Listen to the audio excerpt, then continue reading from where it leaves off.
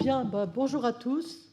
Excusez-moi pour cette pause déjeuner qui nous a retardés. Je vais vous parler de la fin de la peste, un enjeu biologique et social dans l'histoire. Je considère que, comme médecin philosophe, je m'intercale un peu entre les sciences sociales et les sciences biologiques.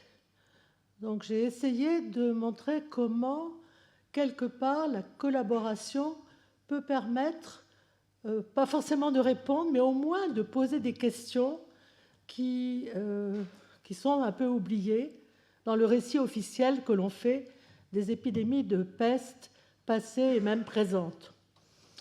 Je pense que l'épidémie de Covid, et je l'ai vérifié avec la présentation d'Étienne, je pense que l'épidémie de Covid a eu un réel impact sur la façon dont nous envisageons les questions posées par la peste noire, notamment par sa chronologie, son début bien sûr, mais aussi sa fin. Nous sommes actuellement obsédés par la fin de l'épidémie de Covid et nous nous demandons comment on va s'en sortir, comment elle va finir. Je pense que cette épidémie de Covid a eu aussi un impact sur la difficulté, même aujourd'hui, avec tous nos outils conceptuels et scientifiques, la difficulté que nous avons à appréhender le phénomène de contagion. Une fois qu'on a dit qu'une maladie est contagieuse, cela ne veut pas dire grand-chose, si ce n'est qu'elle se transmet. Et comment se transmet-elle? Chacun d'entre nous l'imagine plus ou moins avec ses propres outils. Et on voit bien que pourtant, de cette façon d'appréhender, de comprendre la contagion, découle le choix des mesures faites pour endiguer l'épidémie. Je m'en suis d'autant plus aperçu que pendant 9 mois, j'ai participé à une mission d'expertise indépendante, officiellement, sur la gestion du Covid par le gouvernement. Cette mission avait pour but de faire une évaluation comparative de l'action du gouvernement français en la comparant à celle des autres pays. La réponse à la question, si nous avions bien fait, supposait que nous savons exactement ce qu'il faut faire pour interrompre la contagion.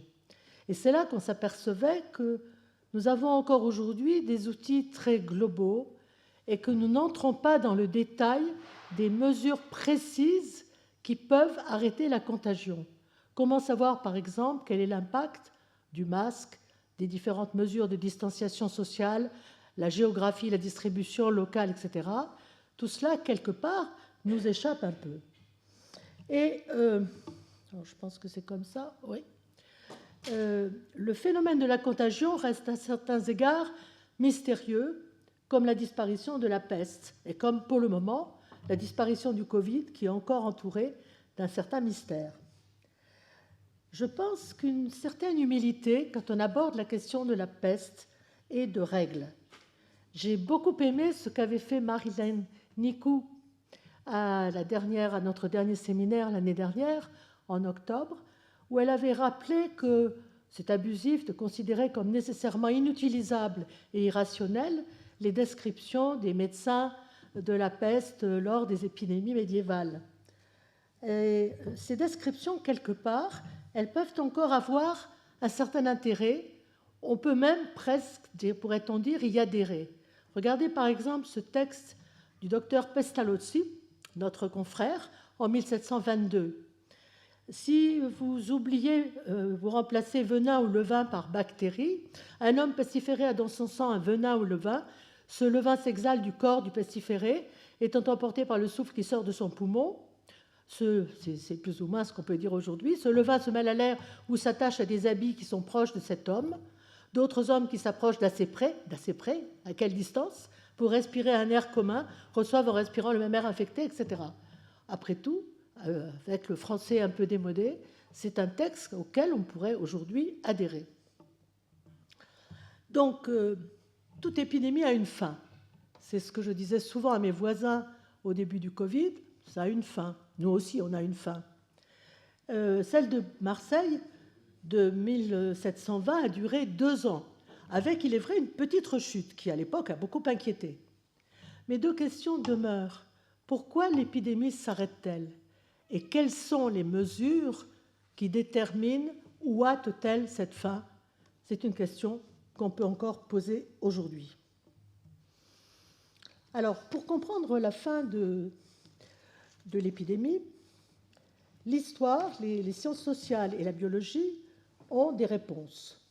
Elles peuvent envisager différents mécanismes. Par exemple, la biologie. La biologie peut évidemment considérer la génétique. Alors là, tout à l'heure, j'ai cherché un peu à faire intervenir la génétique, mais c'est vrai que c'est assez difficile de penser qu'on peut d'ores et déjà savoir l'évolution de la génétique humaine. Je ne parle pas de celle des virus, mais la génétique humaine, si nous avons effectivement des sélections de génotypes par la peste, par les épidémies, c'est une conséquence qui s'évalue à l'échelon des générations. Donc pour le moment, c'est assez difficile à envisager. Il n'y a pas d'évolution génétique de la population française saisie par le Covid. Les immunologistes ont probablement plus à dire dans les médias, avec l'installation d'une immunité collective. Je regarde l'heure, on a commencé du coup à 14h15, je ne sais plus. Jusqu'à quand? Jusqu'à quel... 42, on a commencé vers 14h40. Donc j'ai jusqu'à... Vous avez jusqu'à 15h10. Pardon? Jusqu'à 15h10 sans difficulté. D'accord, très bien. Alors, l'épidémie de Covid-19, l'installation d'une immunité collective.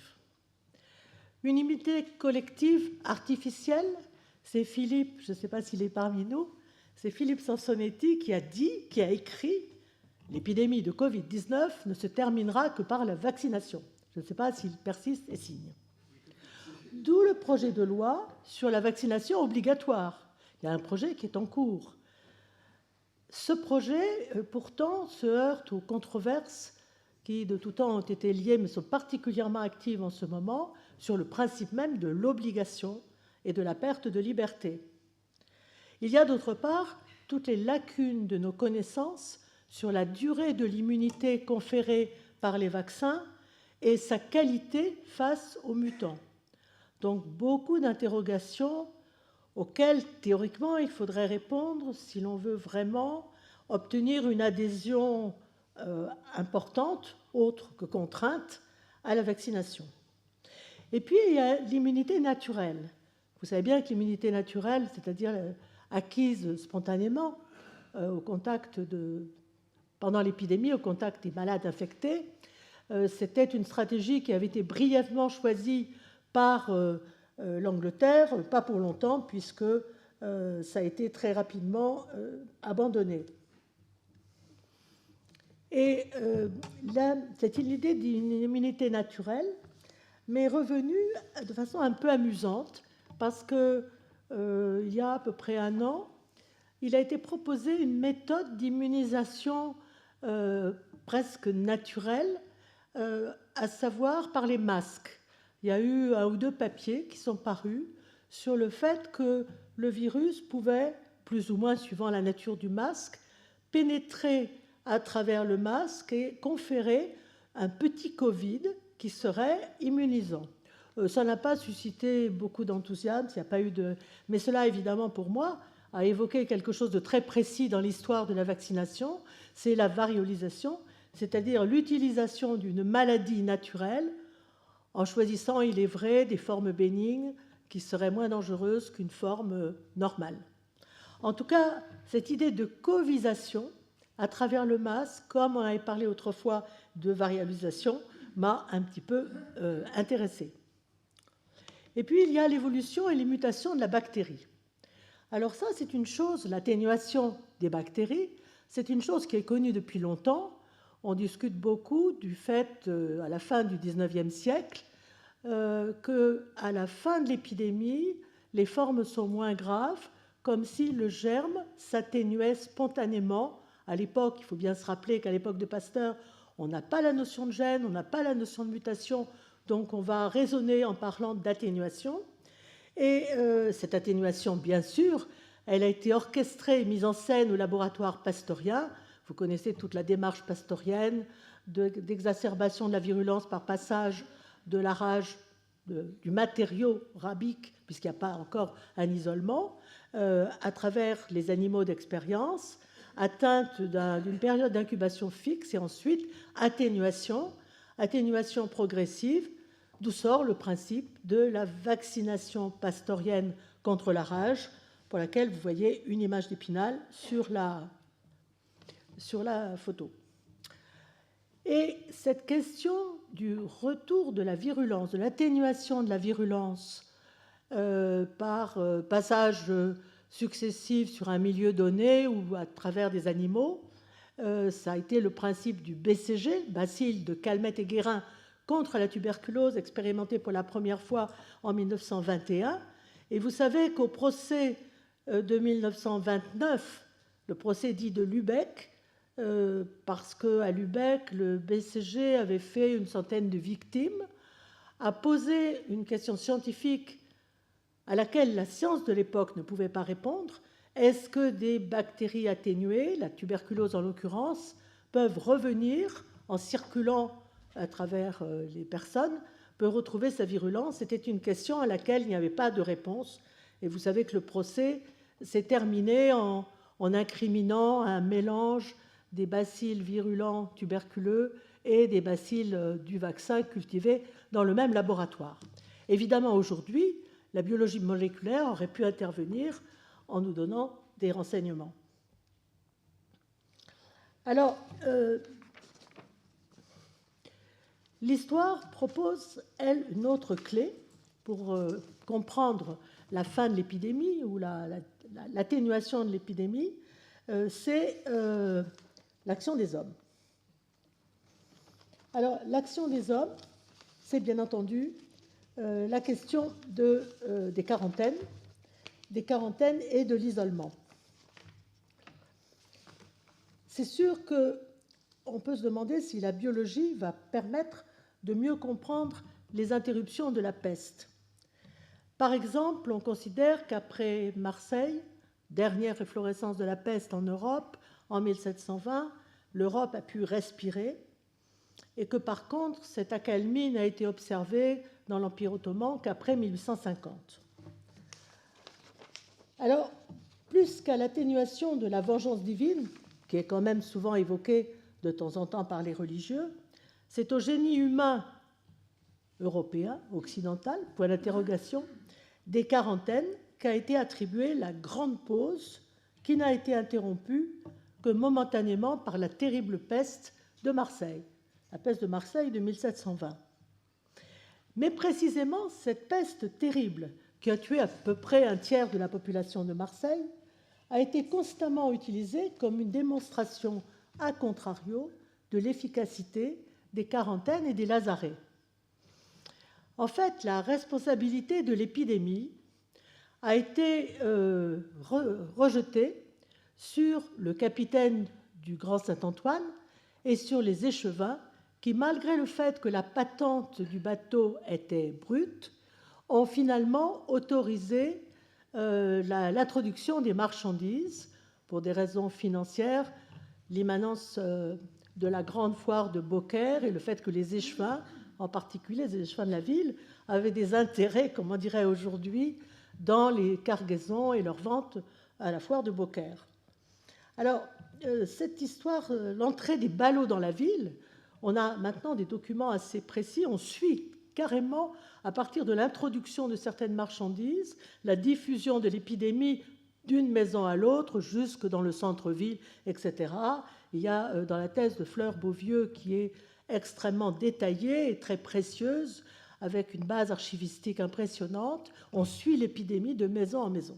Donc la responsabilité, c'est le capitaine, ce sont les échevins, et quelque part, cela prouve, à contrario, que les quarantaines et le lazaret pour les personnes et pour les marchandises est une bonne chose, puisque ça permet d'arrêter l'épidémie. Le procès qui a été fait d'ailleurs après la peste, après la fin de la peste, a incriminé clairement pour la postérité le capitaine et les échevins, même si ceux-ci avaient, paraît-il, eu une magnifique conduite pendant l'épidémie. Et d'ailleurs, cette peste de Marseille, Elle s'est inscrite dans la mémoire des Marseillais à tel point que pendant des années, le Conseil de santé de Marseille a été extrêmement exigeant et méticuleux sur l'arrivée des bateaux. Pas question de refaire l'épisode de la peste de Marseille. Et ce qui est presque amusant, c'est le fait qu'alors que, comme je vais le dire maintenant, toute l'Europe commençait à basculer du côté des théories antitonsillagionistes, les gens de Marseille, eux, ils continuaient à persister sur les mesures anciennes de quarantaine.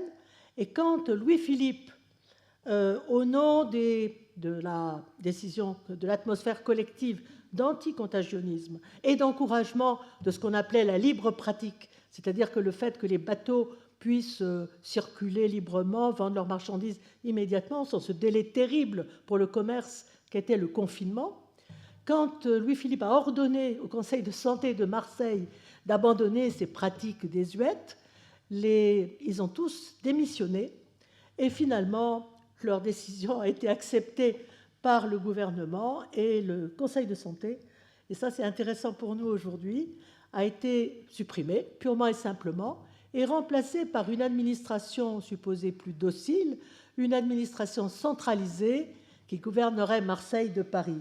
Je vous laisse à penser qu'est-ce que ça évoque comme coïncidence avec l'actualité. Alors, finalement, le régime des lazarets et des quarantaines s'est vu unanimement attribuer la palme de la victoire. Et la palme de la victoire, c'était la victoire sur la peste, c'était aussi la victoire de l'Occident sur l'Orient, l'Orient d'où viennent toutes les épidémies, l'Orient fataliste musulman qui ne sait pas prendre la situation en main. En fait, d'abord, il faut dire que la peste ne s'est pas totalement arrêtée après 1720 en Europe. Mais c'est vrai qu'il y a eu quelques épisodes, en particulier en Russie, mais enfin, il a été admis couramment que l'Occident avait arrêté la peste. La peste s'identifiait avec l'Orient et avec l'islam, d'autant plus qu'à l'époque, l'Empire ottoman est effectivement une puissance, et une puissance formidable, une puissance européenne.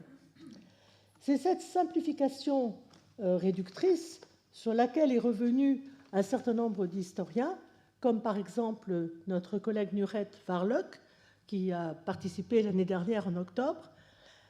Nuret a contesté cette appréciation globale d'un Orient fataliste tenu en gros pour responsable de la permanence du péril épidémique.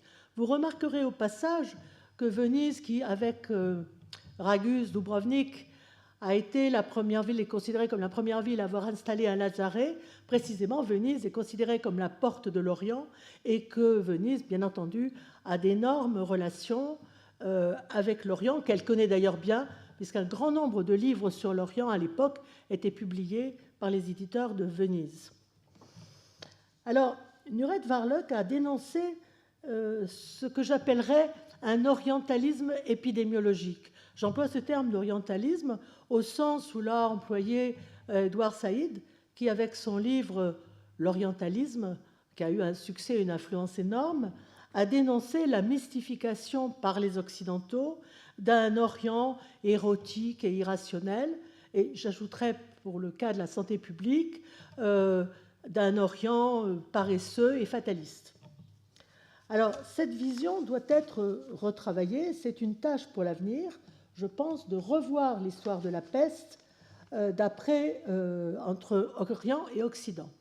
Alors, une des difficultés, j'y pensais ce matin en écoutant les conférences des biologistes, c'est le fait qu'il y a une inégalité de documentation.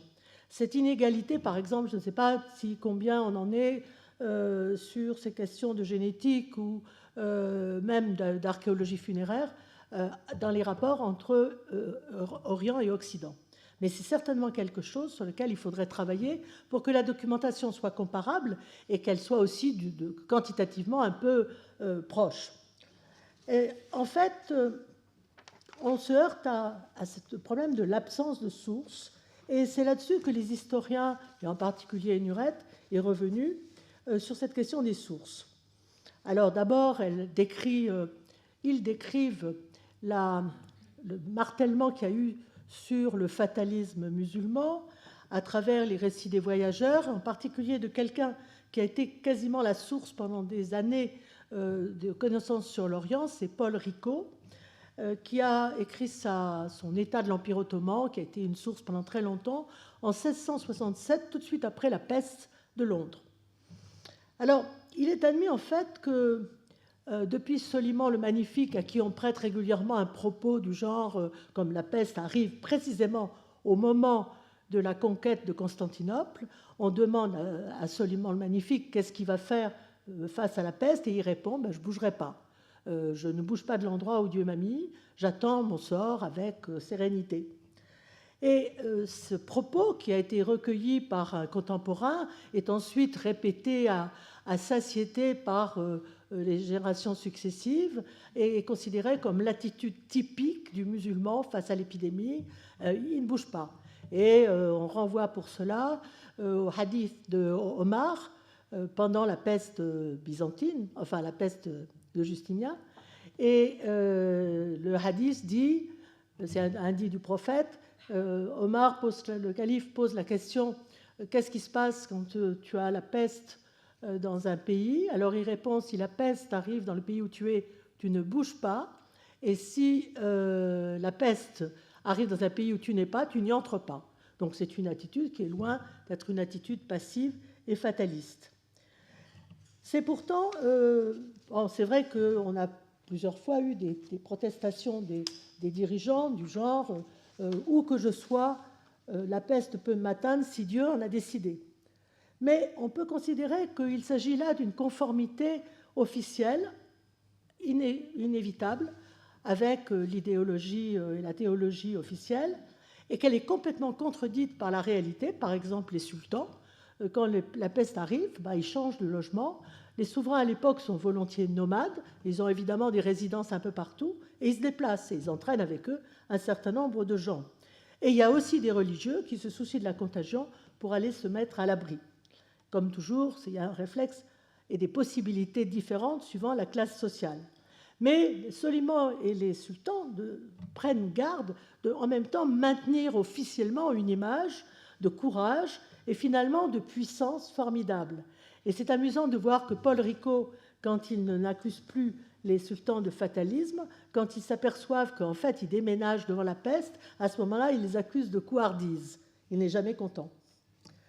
À cette occasion, je voudrais revenir donc sur la représentation de la contagion au XIVe siècle, qui est chez les musulmans, qui est loin de correspondre à l'image donc de fatalisme.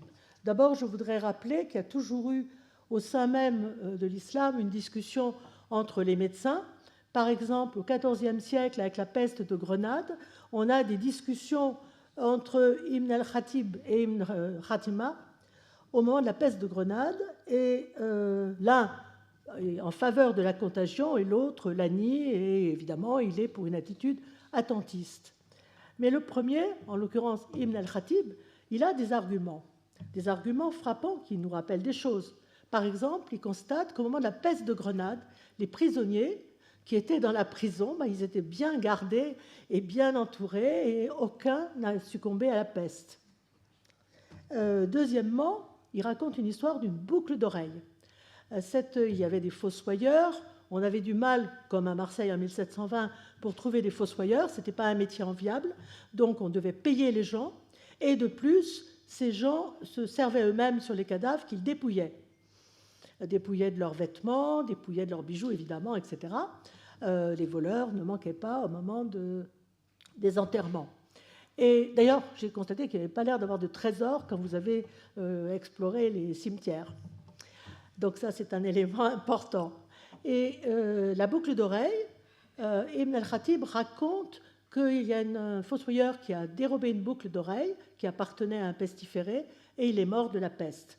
Donc c'est un argument pour une contagion médiée par un élément matériel. Il y a aussi un aspect intéressant, c'est que les morts d'épidémie dans l'islam, pendant longtemps, ont été considérés comme des martyrs. Évidemment, c'est en rapport avec la volonté de Dieu. Si Dieu a décidé qu'il meure de la peste, quelque part, le fait d'accepter son destin, et une marque de sainteté et de pureté. Donc, pendant un certain temps, dans la littérature islamique, les morts de peste ont le statut de shahid, c'est-à-dire de témoin ou martyr. Mais je remarquerai qu'au moment de la peste de Justinien, on a exactement la même chose du côté des chrétiens, à savoir que mourir d'épidémie, c'est mourir martyr, et comme tout martyr, on va directement au paradis, aussi à celui des chrétiens. Alors, la notion de martyr chez les chrétiens semble s'être atténuée plus vite que chez les musulmans. C'est aussi une autre conséquence dont j'avais envie de parler ce matin en vous écoutant sur les sépultures, c'est que normalement, les morts sont... il y a tout un cérémonial pour la toilette funéraire, et cette toilette, elle est faite par quelqu'un qui a des bonnes actions, qui gagne des mérites en faisant ça, et ça suppose évidemment de déshabiller la personne, de la laver, etc. Donc c'est un comportement dangereux. Est-ce pour cette raison ou pour une autre raison théologique? Mais en fait, les shahids, les morts martyrs de l'épidémie, ne sont pas lavés, sont dispensés de ce traitement. C'est-à-dire que comme les shahids à la guerre, au djihad, par exemple qui sont tués, on ne les déshabille pas, on ne les nettoie pas, et on les met dans la terre directement tels qu'ils sont au moment où ils ont été tués. Et ça, c'est une chose d'ailleurs qui est toujours d'actualité. Et pourquoi ce traitement particulier? C'est parce que quelque part, le fait de la toilette funéraire indique qu'on fait la toilette d'un mort. Or, le shahid, il est déjà plus mort, il est vivant, il est entré vivant, sans transition au paradis. Donc c'est une des raisons théologiques qui explique pourquoi il n'y a pas de toilette du martyr. Mais en même temps, il est évident que quelque part en matière de peste, c'est une bonne chose de ne pas procéder à une toilette qui forcément expose celui qui l'a fait. Et d'ailleurs, dans l'Empire ottoman, on note que dans les documentations dont les historiens se sont emparés, qu'il n'y a pas apparemment de... alors justement, il se pose la question, est-ce qu'on continue à faire la toilette, etc. Et il n'y a pas vraiment de réponse. Ça serait intéressant de voir, par exemple, s'il y a eu des différences entre les communautés des différents millettes, c'est-à-dire les minorités religieuses dans l'Empire ottoman, les juifs, les arméniens, les catholiques romains, etc. Comment l'enterrement se faisait, comment se faisait la toilette, ou elle ne se faisait pas, etc. Là, apparemment, on n'en sait rien, mais c'est certainement quelque chose qu'il faudrait vérifier. Alors, ce qui est intéressant, c'est qu'on arrive au 19e, et au moment précisément où on accuse l'Empire ottoman de permettre la permanence de la peste en raison de sa désorganisation ou de son fatalisme, le contagionnisme est en train de subir des assauts. On commence à ne plus trop croire à la contagion. On a peut-être oublié la leçon des épidémies sur le sol d'Europe. C'est un paradoxe qui fait que quelque part revient l'idée que c'est la peur qui engendre la contagion, et ça explique que Bonaparte en Orient, vous connaissez tous évidemment, là j'ai une gravure populaire pour compléter le fameux tableau de Gros. Bonaparte touche les pestiférés parce que peut-être il ne croit pas à la contagion, peut-être parce qu'il veut impressionner les populations par son calme et son humanité, et tandis que la peur, par définition, entraîne des modifications physiologiques. Alors là, on a énormément de témoignages dans la première partie du XIXe siècle sur le fait que la peur, on dirait aujourd'hui le stress, est quelque chose qui va précipiter l'évolution de la maladie et faciliter la contagion. D'où le remède qui est une attitude rationnelle, énergique, calme, etc., qui contraste avec les populations qui elles aussi sont calmes, mais qui ne prennent aucune précaution puisqu'elles s'abandonnent à Dieu. C'est la vertu de la tawakkul. Alors, dans cette accusation lancée à l'Empire ottoman et aux musulmans du fatalisme, je suis l'heure avec difficulté parce que bon, vous me ferez signe parce que je n'ai pas l'heure. On s'approche de la fin. Pardon ? On s'approche de la fin. On s'approche de la fin. Oui. D'accord. Alors, je voulais juste rappeler très brièvement que peut-on accuser vraiment de fatalisme une civilisation qui, par ailleurs, a produit l'inoculation de la variole, qui me paraît tout à fait anti-fataliste. Alors c'était juste pour le plaisir de saluer au passage Lédé Montaigu qui rapporta l'inoculation de la variole de Constantinople, quelque chose par lequel elle entendait effectivement défier le fatalisme. Et d'ailleurs, vous savez que l'inoculation a été accueillie avec des applaudissements par les philosophes, en particulier par Voltaire. Alors, l'Orient est pourtant loin de rester inactif. Juste un rappel rapide qu'au moment où les anticontagionnistes dominent en Europe de plus en plus, le sultan réformiste Mahmoud II nomme Arsène Bullard organisateur du système quarantenaire et l'organise. Un autre souvenir, évidemment, avec le pacha d'Égypte, Mohamed Ali. Et ce qui est intéressant, c'est de voir que Mohamed Ali comprend très bien que ce sont les Européens qui dirigent le système des quarantaines sur son sol, et par conséquent, il essaye de changer la composition du conseil quarantenaire qui siège à Alexandrie, la photo là, et d'obtenir qu'ils maintiennent énergiquement les quarantaines. À ce moment-là, il y a une pesée terrible de l'Empire britannique, qui a la plus grande flotte du monde et pour qui les intérêts commerciaux interdisent la continuation des quarantaines qui compliquent considérablement le commerce. Alors, l'épidémie de peste à l'hôpital du Caire en 1835 va être l'occasion de médecins français au service de l'Égypte comme Clos de montrer qu'il n'y a pas de contagion. Et pour le prouver, comme jadis Desgenettes à Acre avec Napoléon, il se fait inoculer le pus d'un bubon pesteux devant tout le monde pour prouver qu'il n'y a pas de contagion. Inutile de dire que maintenant on dit « oh ben, bubon pesteux, passé un certain moment, il n'y a plus que des microbes de surinfection ». Donc il ne risquait rien. Mais évidemment, il n'était pas très au courant. Juste un petit mot pour rappeler que les quarantaines ont continué à la Mecque parce que là, pour le coup, elles ont été maintenues par les puissances alors qu'elles démantelaient leur lazaret chez elles, et que c'est Ibn Saoud qui, depuis 1930, protestait contre la mainmise des Occidentaux sur les lazarets, le lazaret d'El Tor pour les pèlerins de la Mecque, et qui a, dans un geste qui rappelle tout à fait la nationalisation du canal de Suez, imposé l'Arabie saoudite comme seul contrôleur du pèlerinage. Je termine, donc c'était juste pour rappeler rapidement qu'il faudrait donc revenir du point de vue historique et si possible avec des arguments bactériologiques, biologiques et même peut-être génétiques sur cette question de l'efficacité des quarantaines et l'explication des bouffées de la peste et des intervalles autres que, bien sûr, l'épidémiologie des rongeurs et de leurs puces. Alors, je termine par cette évocation actuelle de la peste de Madagascar qui me paraît intéressante parce que sous nos yeux, elle permet justement de se poser des questions sur pourquoi la peste s'arrête-t-elle et pourquoi persiste-t-elle par bouffée dans un milieu où les rats et les hommes vivent en étroite contiguïté. C'est évidemment quelque chose qui est extrêmement important.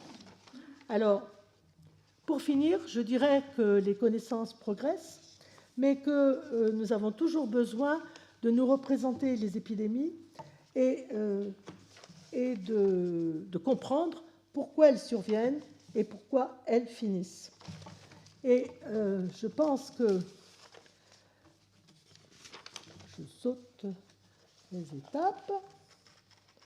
Je pense que, quelque part, nous avons toujours besoin de nous poser ces questions. La fin de la peste ou l'interruption de celle-ci nous ramène à l'histoire, dont on saisit la continuité, et elle nous renvoie aux lacunes de nos connaissances sur l'interaction vecteur-réservoir, hôte permanent et transitoire. Pour finir, je dirais que l'imagination humaine a toujours rempli ces lacunes en faisant appel à des thèmes, comme par exemple les particularités ou les supériorités ethniques et nationales, à des boucs émissaires, etc. Mais c'est à la biologie de répondre par des considérations sur la génétique et sur l'immunité, et d'où la nécessité, plus que jamais, ça sera mon mot de la fin, de croiser les questions et les connaissances venues des sciences biologiques et des sciences sociales, La recherche sur les mécanismes biologiques et sociaux de la fin de la peste en est une illustration frappante. Je vous remercie.